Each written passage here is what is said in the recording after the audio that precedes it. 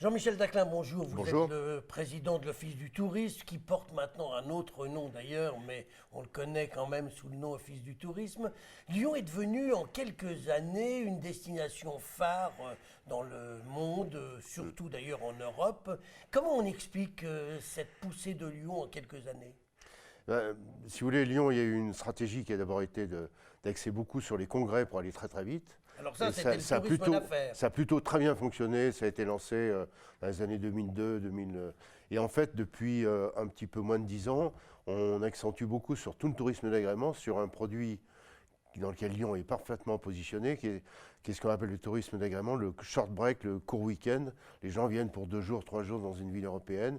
Et Lyon est parfait, vous avez un site historique, vous mangez bien, vous avez de la culture, il y a de l'émotion et les gens viennent prendre de l'émotion, ils la trouvent à Lyon. Alors, on n'est pas la seule ville qui pourrait attirer le touriste en Europe, puisque j'imagine que la Bien sûr, clientèle est essentiellement européenne pour ses courts séjours de 3-4 jours. On a Rome, on a Paris, on est en concurrence avec les grandes capitales. Oui, Comment mais- on tire son épingle du jeu ? Eh ben, je pense d'abord on est en concurrence effectivement partout. La distance, c'est 2 heures. C'est-à-dire que notre cible, c'est ce qui est à moins de 2 heures, par avion, par train, Donc 2 heures, ça fait quand même une bonne partie de Une bonne l'Europe partie de l'Europe, une bonne de partie l'Ouest. de l'Europe, oui, tout à fait. Oui. On est en Allemagne, on est en Belgique, et ça, la concurrence, c'est simplement, je crois que les gens trouvent une espèce d'atmosphère à Lyon qui fonctionne très très bien. Dites-moi, Jean-Michel Daclin, un nouvel hôtel de luxe va ouvrir bientôt ses portes à l'Hôtel Dieu, un 5 étoiles. Est-ce qu'il y a la clientèle pour des hôtels dont la chambre sera entre 4, 5, 600 euros la nuit ? Bah, écoutez, je le pense. Si vous voulez, quand on regarde les chiffres de l'hôtellerie aujourd'hui, on fait environ 5 millions de nuitées, on a une croissance régulière, on est 4-5% par an de croissance, y compris l'année dernière, 2016, qui était une année, mauvaise année. pour la France, mais sauf pour Lyon. Lyon a maintenu. Donc en fait, on absorbe les Airbnb, tous les logements alternatifs sans aucun problème et on continue à monter.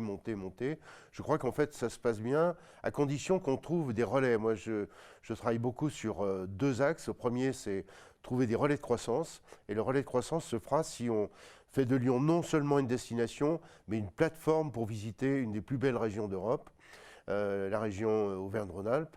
Et donc, on est actuellement en train de travailler sur le fait que les gens viennent à Lyon, non seulement pour passer un week-end, mais pour passer 4 jours, 5 jours, pour faire une journée de no-tourisme, les grottes Chauvet, etc.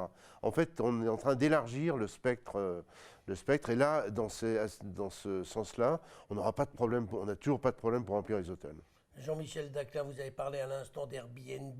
Est-ce que ces gens-là maintenant payent la taxe de séjour ? Parce que je crois que l'Office de tourisme est financé grâce à la taxe de séjour. On est financé indirectement par la taxe de séjour qui atteint 7 millions d'euros. C'est-à-dire qu'on est aujourd'hui sur une taxe de séjour qui est extrêmement rentable. Ce sont les touristes qui payent le développement touristique. Il ne faut pas oublier de le préciser.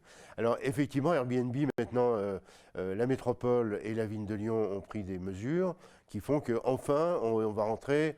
je ne suis pas contre Airbnb, mais je pense qu'il faut qu'il soit avec les mêmes droits et les mêmes devoirs que les hôtels, et c'est ce qui est en train de se Est-ce mettre qu'on en a place. une idée de ce que représentent les nuitées d'Airbnb par an à Lyon ? C'est très difficile, disons que je pense qu'on est entre 1 million et 1,5 million. Et la taxe de séjour donc va augmenter fortement si oui. on réussit à les faire payer. Oui, mais on commence déjà à les faire payer, mais ils sont au forfait, là ça va être beaucoup plus incitatif. L'Office du tourisme, alors les locaux de l'Office du tourisme, place Bellecour et Oui. dans le Vieux-Lyon, je crois, vous avez 2 endroits qui sont ouverts toute l'année ? On a on a des bureaux d'une part, Non, mais et d'autre part, il y a un lieu qui accueille le public, 500 000 visiteurs à peu près. Hein. On est à peu près Voilà, là-dedans. ça c'est place Bellecour. C'est place Bellecour, 500 000, dont Vieux-Lyon. 50% d'étrangers. Et dans le Vieux-Lyon, on a quelque chose qui est ouvert uniquement de façon non pas permanente, mais qui est dans la période estivale et qui fonctionne plutôt bien. Je me souviens qu'il y a quelques années, des touristes se plaignaient que l'Office du tourisme de la place Bellecour était fermé le 15 août. Est-ce que maintenant vous êtes ouvert l'été ? On est ouvert, il n'y a que 2 jours de fermeture dans l'année. Il y a 2 jours de fermeture. 1er janvier, 1er mai. Le reste, on est toujours Le tout 15 août, ouvert. maintenant, c'est ouvert. C'est ouvert, vous inquiétez pas. Vous Bon, pouvez y aller. Bon, on peut y aller le 1er Oui. mai, on pourrait peut-être faire un effort. Oui. Parce qu'il y a quand même des touristes qui sont là à cette Oui. époque. Oui, bien sûr, bien sûr, bien sûr. Oui, oui, mais bon, les pauvres, ils ont 48 heures pour se reposer, c'est pas beaucoup. Bon, eh bien, on n'a qu'à embaucher un peu plus de personnel. Oui. Jean-Michel Daclin, je vous remercie. Merci.